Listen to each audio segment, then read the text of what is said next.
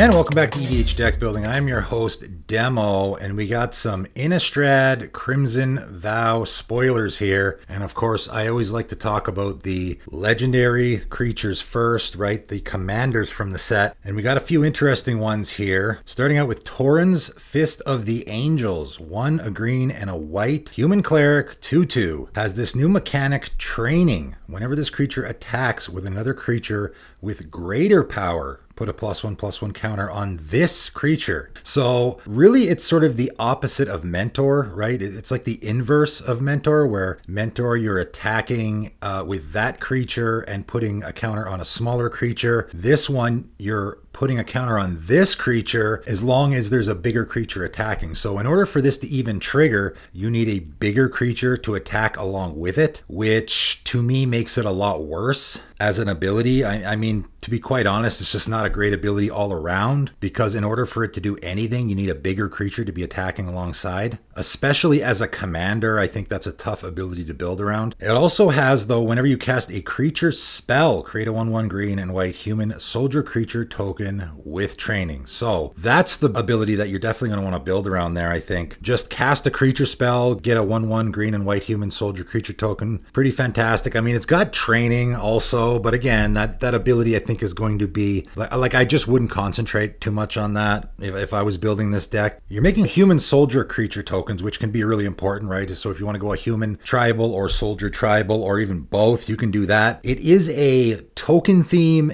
in green and white, which we've seen quite a bit lately. Even the human theme in green and white lately, we've seen quite a bit. So not a ton of new things going on here, really. Not really exciting for me anyway. I don't know if anyone else is excited about this, but I think all in all, it's a pretty dull build around. Next up, we got Stefan Moore, Progenitor. 2 black, red, Vampire Noble 3/2 with flying. At the beginning of your end step, create a blood token for each player who lost life this turn. So we got a new token type, blood tokens. This lost life this turn mechanic is sort of a thing that Rakdos has already been doing for quite a while now. There's even a couple of commanders in Rakdos colors that are already doing this sort of theme, so they can be included in this deck as well, I think. And whenever Stefan attacks, you may sacrifice 2 blood tokens. If you do, you may put a vampire card from your hand onto the battlefield tapped and attacking. It gains indestructible at the end of turn, so that's pretty good. We're in a Rakdos deck where we're doing the life loss theme, which has already been done before, and we're doing the vampire tribal theme, which of course has been done a whole bunch before.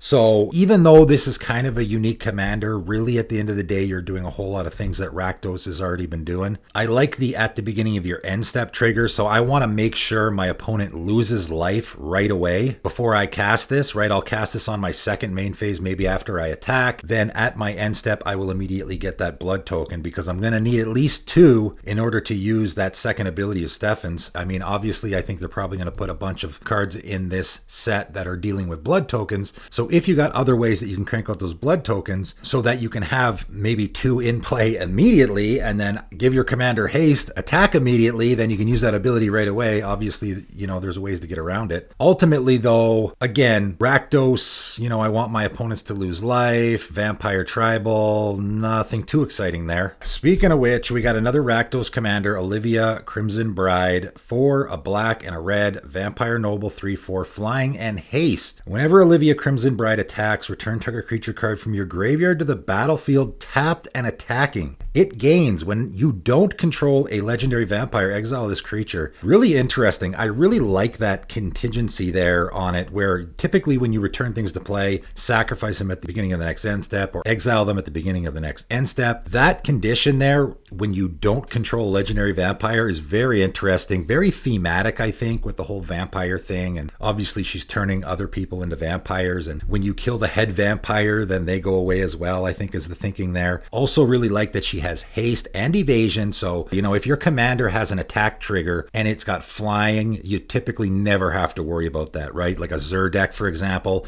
No one who's playing a Zur deck is ever worried about actually getting that attack trigger with their Zur because he's got flying. Always going to be at least one opponent that doesn't have a flying blocker. Obviously, getting a creature right out of your graveyard and putting it directly into play is fantastic. Rakdos is really good at the discard theme and the reanimator theme, so that's going to fit really nicely there. Clearly, you're going to be wanting to put some big creatures in your graveyard that you can reanimate, you also probably want to throw a few more legendary vampires in this deck, right? So that way, if someone gets your Olivia off the table, you have another legendary vampire in play so that those creatures then don't get exiled, right? Pretty interesting commander there. Next up, Millicent, Restless, Revenant. 5 white, blue. Spirit Soldier 4/4, so a 7 mana Azorius commander. That's a lot. However, this spell costs 1 less to cast for each spirit you control. So we're in Spirit Tribal here, and I don't think we have a dedicated spirit commander yet. I mean, Kaikar sort of is a little bit because you have those tokens that you make and sacrifice. I don't know how many people actually play that as a Spirit Tribal deck. Millicent to me feels more like an actual Spirit Tribal deck, right? It's also got flying, and whenever Millicent, Restless, Revenant, or another non-token spirit you control dies or deals combat damage to a player, create a 1/1 white spirit creature token with flying. So that's pretty good. The dies or deals combat damage, I really like that a lot. So you can throw that selfless spirit in here, right? And when you sacrifice it to protect your team, you're going to get another token on top of it. Remorseful Cleric is another one, a spirit that has a really good sacrifice ability, right? That's going to fit nicely in this deck. I mean, if you have 5 spirits in play, obviously your commander's only going to cost a white and a blue. Getting 5 spirits in play before you cast your commander, though, I don't know if you need to do that. I think just having 3 even is going to be great, right? That's going to reduce your commander down to 4 mana, which seems pretty darn good. Ultimately, I think we got a pretty good spirit commander here, right? I like the deal combat damage thing because spirits, you typically have flying, so you're going to be able to get in for damage really easy. Lots of spirits out there with sacrifice abilities, so that works there as well. You can replenish your team really, really easily. I like it a lot. Next up, Grolnok the Omnivore. 2 green and a blue frog 3/3. And yes, this is actually a frog tribal commander because whenever a frog you control attacks, mill 3 cards. Now, from my quick search, there are 22 actual frog creatures that can go in this deck, blue and green frogs. So there is quite a bit. You know, it's definitely something that you're not going to have a problem doing. There's also cards that turn stuff into frogs as well. So if you just want to go straight frog tribal with this deck, you certainly can do that. And of course, we always have those changelings as well that you can throw in here that will also trigger your commander. But what else is he doing? Well, whenever a permanent card is put into your graveyard from your library, right? So when you're milling it, exile it with a croak counter on it. You may play lands and cast spells from among cards you own in exile with croak counters on them. So essentially, you are drawing cards as long as your commander is out. We sort of get into the situation you do with like a Paco and Haldan deck where it's huge card advantage having that pool of cards with fetch counters on it that you can play from, but you can only do it when Haldan is in play, right? Same here with Grolnok. You're going to have a ton of cards exiled with croak counters on them. It's not going to take long to do that at all, but you're only going to be able to do them if your commander's in play. As soon as your commander gets removed, now they're going to get stuck there until you can get your commander out again. So it's going to be very important for you to get your commander out and stick it in play. I think you might definitely want some exploration type effects in this deck because you are going to be milling those lands that you can then put in play. Those cards are actually hitting your graveyard, right? They're putting into your graveyard from your library. So Slogurk might be a great fit in this deck because you're going to be milling your own land. So it's going to be putting +1/+1 counters on him. A card like Pedantic Learning might also work here great because as you're milling yourself, you can take advantage of that as well. So this isn't just card advantage. This is also